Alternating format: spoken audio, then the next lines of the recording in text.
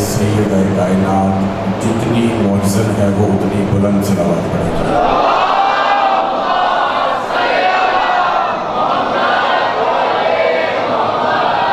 اعوذ باللہ من الشیطان الرجیم، بسم اللہ الرحمن الرحیم۔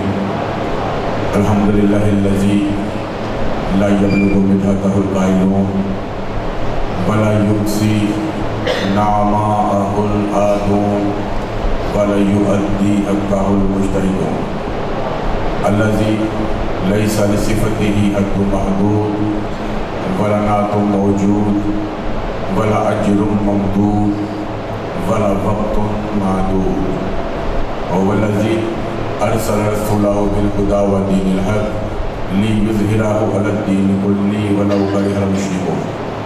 أما بعد، الصلاة والسلام والتحية والإكرام على أشرف الأنبياء والمرسلين خاتم النبيين سيد المرسلين رحمة للعالمين وعلى آلہ الطیبین الطاہرین المعصومین المظلومین۔ فقد قال اللہ تبارک و تعالی فی کلامہ المجید، انما یرید اللہ لیذھب عنکم الرجس اہل البیت ویطہرکم تطہیرا۔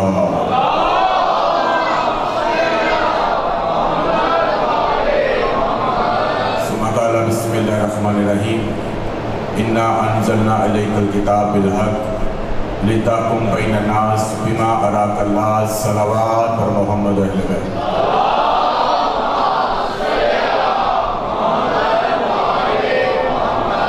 حسین محترم، ماتم دران مظلوم کربلا، عزاداران شہید نینوا، زندہ رہیے، سلامت رہیے، مولا کے حفظ و امان میں رہیے۔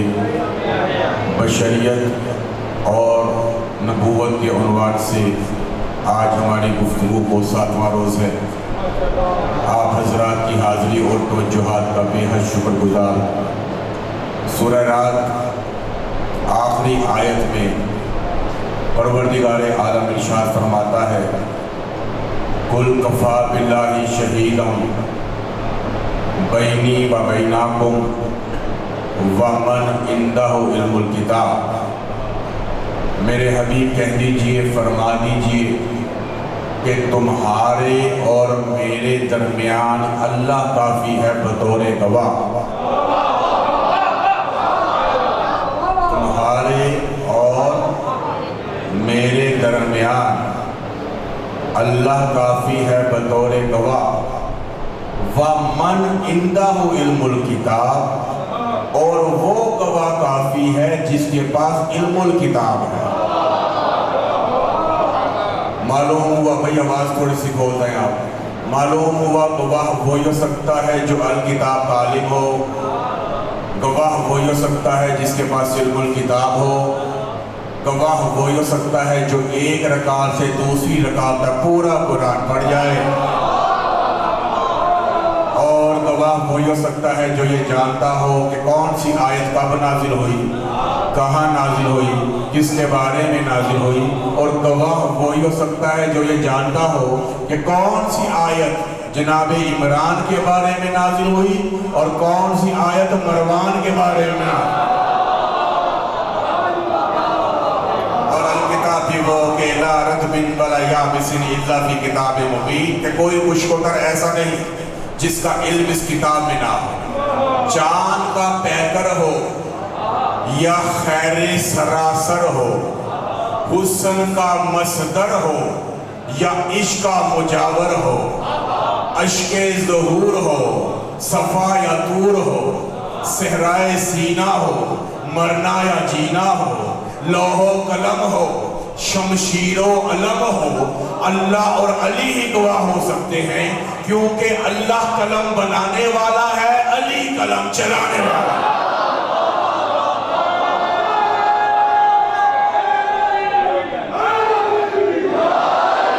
اللہ اور علی ہی گواہ ہو سکتے ہیں، ملسبہ کے حکم کی تعمیل کرنا، اللہ اور علی ہی گواہ ہو سکتے ہیں، کیونکہ اللہ قلم بنانے والا، علی قلم چلانے والا، اللہ علم بنانے والا، علی علم اٹھانے والا۔ حَلْ يَسْتَوِي الَّذِينَ يَعْلَمُونَ وَالَّذِينَ لَا يَعْلَمُونَ، کیا علم والے اور وہ جو علم نہیں رکھتے برابر ہو سکتے ہیں؟ تو معلوم ہوا جو علم نہیں رکھتا وہ گواہ ہو نہیں سکتا، اور جو گواہ ہو نہیں سکتا وہ بستر پہ سو نہیں سکتا۔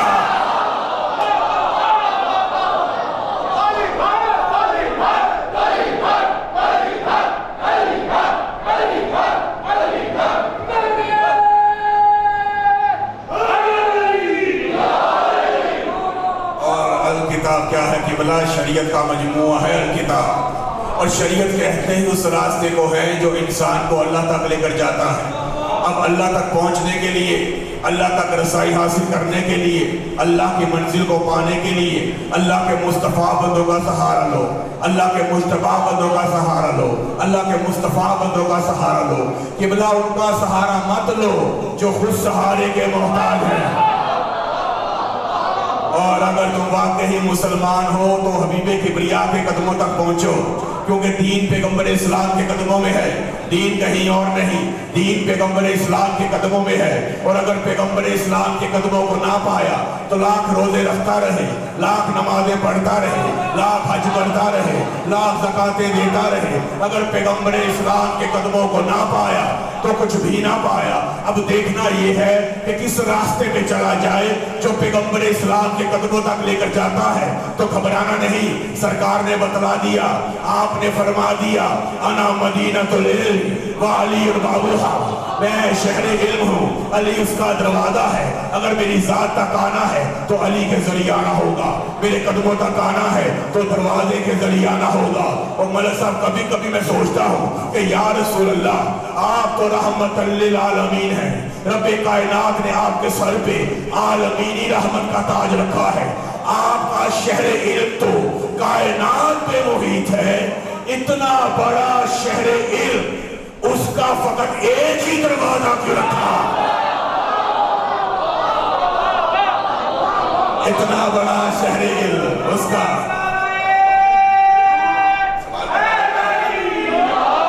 سوال پیدا ہوتا ہے، اتنا بڑا شہر علم، اس کا فقط ایک ہی دروازہ کیوں رکھا؟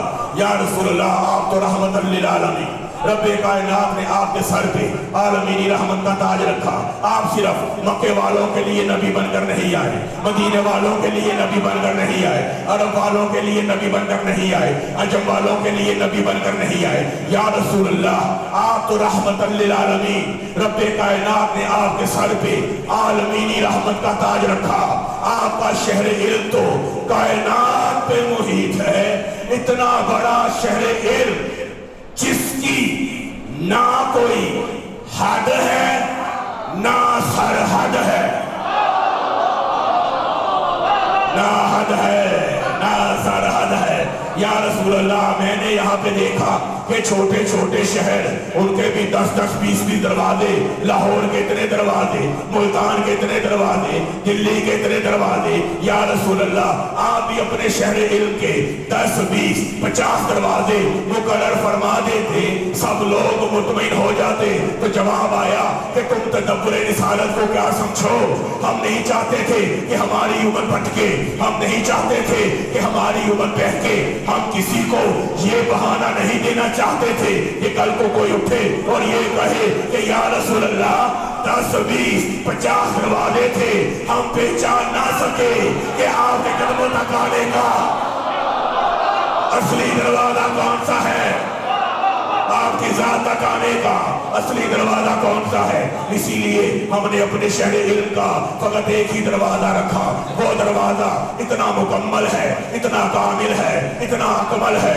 کہ جسے جو جو کچھ بھی چاہیے دروازے سے آ کر لے لے۔ علم چاہتے ہو تو دروازے سے لو، علم چاہتے ہو تو دروازے سے لو، حسن چاہتے ہو تو دروازے سے لو، عقل چاہتے ہو تو دروازے سے لو، قرآن چاہتے ہو تو دروازے سے لو، تعویذ چاہتے ہو تو دروازے سے لو، تنزیل چاہتے ہو تو دروازے سے لو، حکمت چاہتے ہو تو دروازے سے لو، شجاعت چاہتے ہو تو دروازے سے لو، ولایت چاہتے ہو تو دروازے سے لو، امامت چاہتے ہو تو دروازے سے لو۔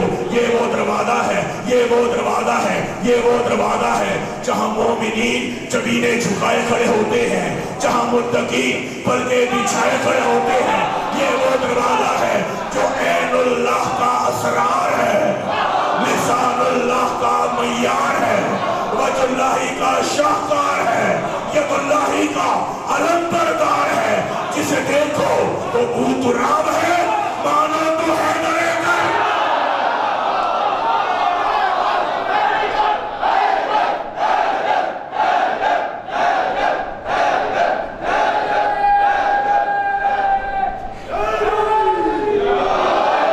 یہ وہ دروازہ جو عین اللہ کا اسرار، لسان اللہ کا معیار، وجہ اللہ کا شاہکار، ید اللہ کا علم بردار، جسے دیکھو تو ابو تراب، مانو تو حیدر کرار۔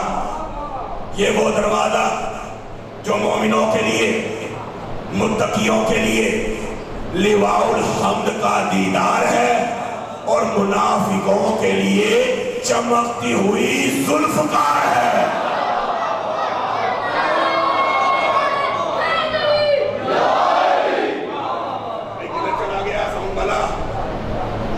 ابھی تو 3 دن اور پڑے ہیں بھیا،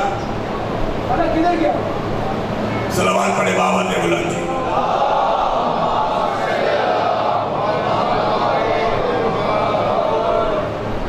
تذکرہ ہم علی کا کرتے ہیں، تذکرہ ہم علی کا کرتے ہیں، مراد رسول ہوتا ہے۔ نعرے علی کے لگاتے ہیں، قصیدہ رسول کا ہوتا ہے۔ ہم دنیا کو یہی تو بتلاتے ہیں کہ جس نبی کا علی ایسا ہے، اس نبی کا علی کیسا ہوگا، جس کا وسیع ایسا ہے وہ رسول کیسا ہوگا، جس کا شاگرد ایسا ہے وہ استاد کیسا ہوگا، اور جس کا دروازہ ایسا ہے وہ شہر علم کیسا ہوگا۔ اسی لیے بھائی توجہ کر لے میری جان، آواز کم ہے اس میں گزارا چلے گا۔ اس لیے اسلام میں ان کو بڑی اہمیت حاصل، کیونکہ اسلام کا پیغام علم، اسلام کی تربیت علم، اسلام کا مزاج علم، اسلام کی روح علم ہے۔ اور جتنے بھی فسادات نظر آتے ہیں صرف اور صرف کم علمی کی وجہ سے، جتنے بھی فسادات نظر آتے ہیں صرف اور صرف کم علمی کی۔ بھیا اتنا تو رکھو کہ یہاں تک تو آواز آ جائے۔ آپ کی مہربانی، صلوات پڑھیں، کسی تو سلام دیجیے۔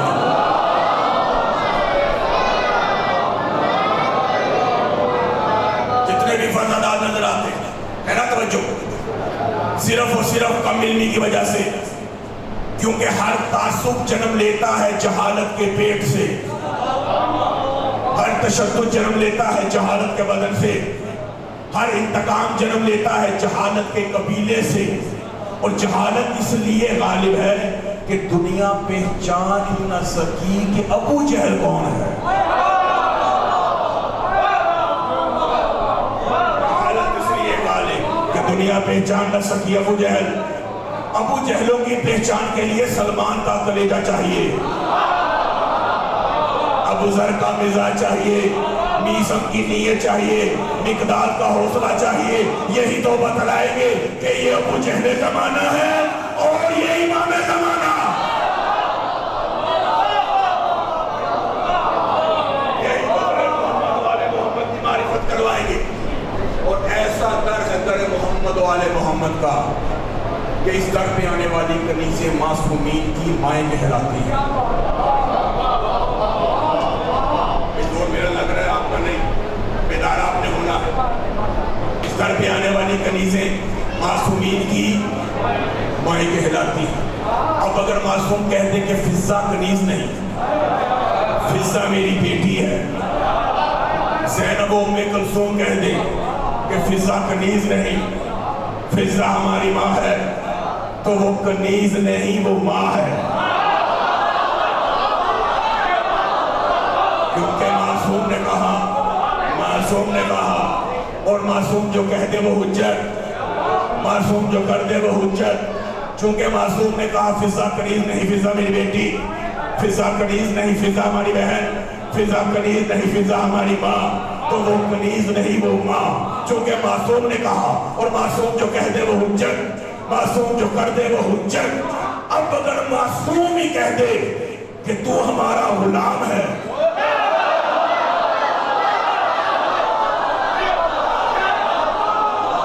تو لاکھ ممبر میں بٹھا دو، تخت و تاج پہنا دو کہ بلا وہ غلام ہی رہے گا.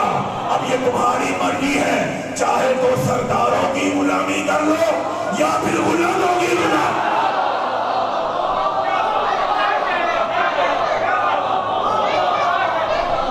چاہے تو سرداروں کی غلامی یا پھر غلاموں کی غلامی. تو معصوم جو کہہ دے وہ حجت, معصوم جو کر دے وہ حجت. اس لیے ہجرت کے بعد سب سے پہلا کام کیا وہ یہی کیا, حبیب کبریا ختمی مرتبہ صلوات پڑھے سرکار کی ذات میں بلا.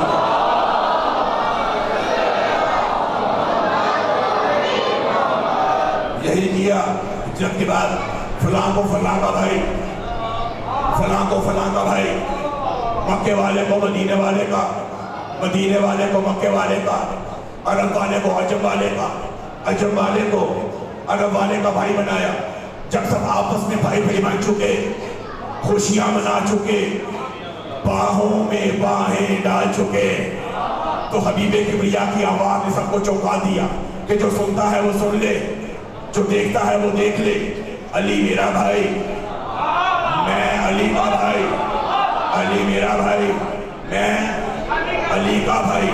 نبی نے علی کو قریب بلایا, اپنے سینے سے لگایا, رسالت و امامت کو بلا فصل بنایا, رسالت و امامت کو بلا فصل بنایا. تو حبیب کبریا نے کہا یا علی آپ نے دیکھا کہ میں نے فلاں کو فلاں کا بھائی, فلاں کو فلاں کا بھائی, مکے والے کو مدینے والے کا, مدینے والے کو مکے والے کا, عرب والے کو عجم والے کا, عجم والے کو عرب والے کا بھائی بنایا.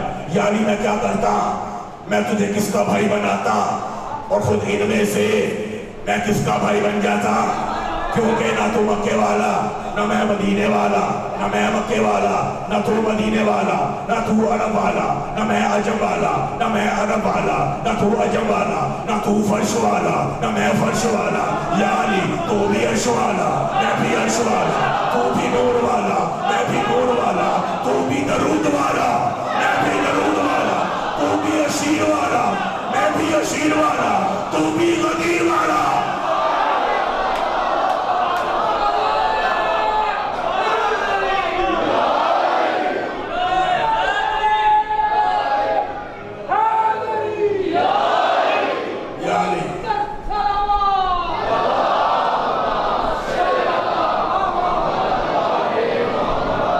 میں کیا کرتا, میں تجھے کس کا بھائی بناتا, کیونکہ نہ تو مکے والا, نہ میں مدینے والا, نہ میں مکے والا, نہ تو مدینے والا, نہ تو فرش والا, نہ میں فرش والا. یا علی تو بھی عرش والا, تو بھی نور والا, تو بھی درود والا, تو بھی اشیر والا, تو بھی غدیر والا, میں بھی غدیر والا. یا علی تو ساقی کوثر, میں شافی معاشر. یا علی تو کل صراط والا, میں کل شفاعت والا.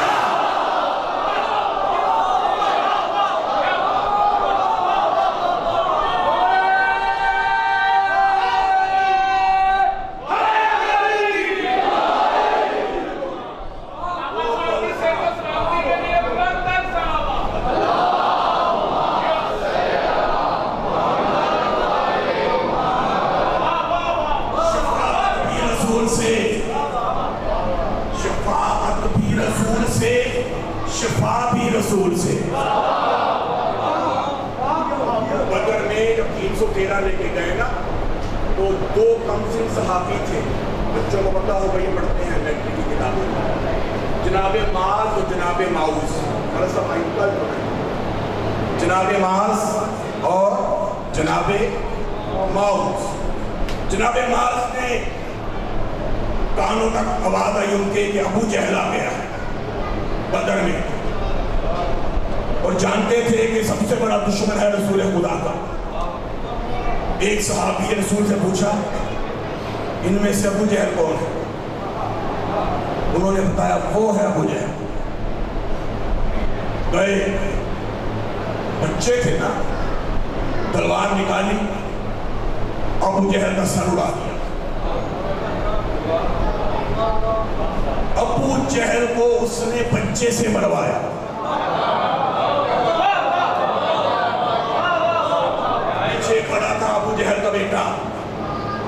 صاحب کو مرتا دیکھ اس نے تلوار نکالی کہ جناب معاذ کا بازو قلم کر دوسرے ہاتھ سے اپنا بازو پکڑا دوڑتے دوڑتے رسول خدا کے خیمے کے باہر چلے گئے کہنے لگے یا رسول اللہ میں نے ابو جہل کو مار دیا لوگ تلواریں لے کے جاتے ہیں کہ ہم نے فلاں کو مار دیا وہ اپنا کٹا ہوا بازو لے کے جا رہے تھے میں نے ابو جہل کو مار دیا تو رسول خدا نے کہا اچھا تیرا بازو کس نے کاٹا تو کہتے ہیں اس کے بیٹے نے میرا بازو کاٹا تو رسول خدا نے کہا لا اپنا بازو دے بازو ساتھ جوڑا اپنا لعاب لگایا بازو ایسے تھا جیسے قطرہ ہی نہ ہو اب اگر کوئی ڈاکٹر بیٹھا ہے تو تائید پڑے بڑے سے بڑا آرتھوپیڈک سرجن بھی کم از کم 3 ماہ لگاتا ہے بازو جوڑنے کے لیے اب بھی کہتے ہو ہم جیسے تھے جو اپنے لعاب سے کٹے ہوئے بازو ٹھیک کر دے یہی ابو جہل جب حبیب کبریا نے اعلان رسالت کیا تو اس نے اپنے ایک دوست کو خط لکھا یمن میں کہتا ہے میں تو بڑا پھنسا ہوا ہوں حبیب بن مالک نام تھا اس کے دوست کہتا ہے مکے میں نبوت کا اعلان ہو گیا میں یہاں پہ مشکل میں ہوں اور تجھے خبر ہی نہیں آ گیا کہتا ہے 2 دلیلیں مانگوں گا محمد سے ایک ظاہری اور ایک باطنی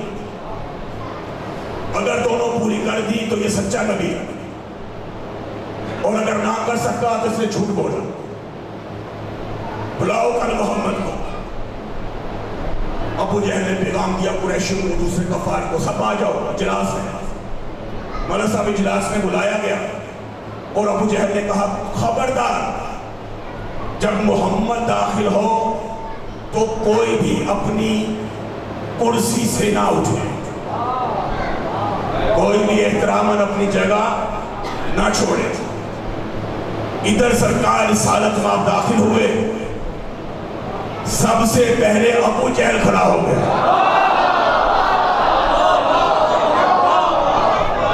اور پوچھنے والوں نے پوچھا ہمیں تو نے منع کیا تھا سب سے پہلے تو کھڑا ہو گیا کہتا ہے میں کھڑا ہوا نہیں تھا میں کھڑا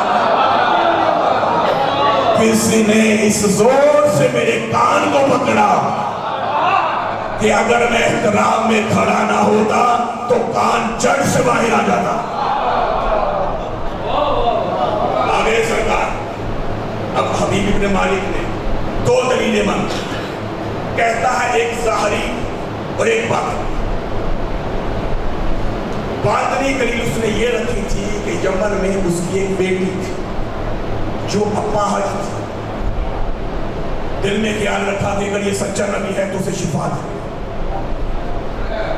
اور ظاہری اس نے حضور صلی اللہ علیہ وسلم کو کہا کہ ظاہری دلیل میں ابھی مانگتا ہوں باطنی میں نے دل میں رکھ لی رسول خدا نے پوچھا ہاں بول ظاہری کیا ہے کہتا ہے آپ چاند کے 2 ٹکڑے کر دیں رسول خدا نے کہا آؤ کوہ ابو قبیس پہ جا کے انگلی سے اشارہ کیا چاند 2 ٹکڑے ہو گئے کہتا ہے اس کو جوڑ دیجئے چاند 2 ٹکڑے جو تھا وہ جڑ گیا رسول خدا نے کہا باطنی دلیل تیری یہ ہے کہ تیرے گھر میں تیری ایک بچی ہے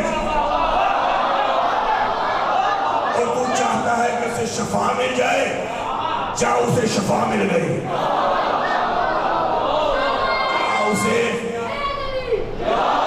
جا اسے شفا مل گئی قدموں میں گر گیا کہتا ہے اشہد اللہ الہ الا اللہ و اشہد ان محمد عبدہ و رسولہ کلمہ پڑھ لیا گھر واپس گیا دروازہ کھٹکھٹایا اس کی بچی نے دروازہ کھولا سلام نہیں کیا کہتی ہے اشہد اللہ الہ الا اللہ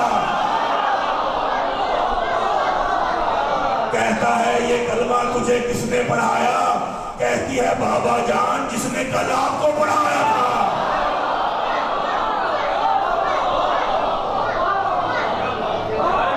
جس نے اپنی امت کے बीमारों को शफा याब किया, जिसने अपनी उम्मत को अपने हाथों से सराब किया, उसी उम्मत पे आज इतना गजब का वक्त आया कि उस उम्मत ने आले रसूल का पानी बंद कर दिया। बहुत आसान है पढ़ देना कि पानी बंद हो गया, और बहुत आसान है सुन लेना पानी बंद हो गया। हुक्म हुआ दरिया से खेमे हटा दो। अज़ादारों, खामोश गाजी ने इन्ना लिल्लाह पढ़ते हुए दरिया से खेमे हटा दिए। सिर्फ 3 दिन का मेहमान है ना ये खान वाला, सिर्फ 3 दिन का मेहमान। बच्चे यतीम हो जाएंगे, बीवियों के सुहाग उजड़ जाएंगे, लेकिन अज़ादारों जो पहले से ही यतीम हो,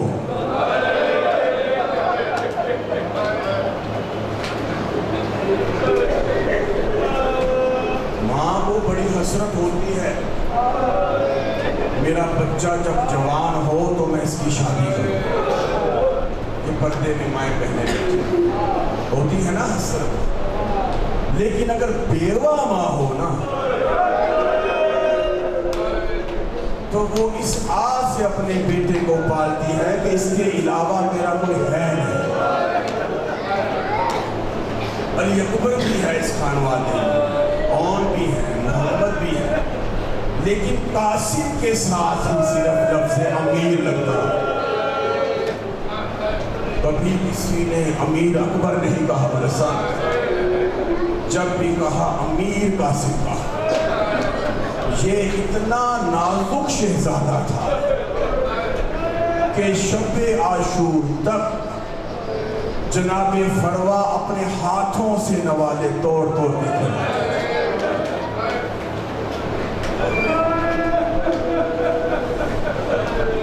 शब-ए आशूर गाजी और अकबर में बात हो रही थी।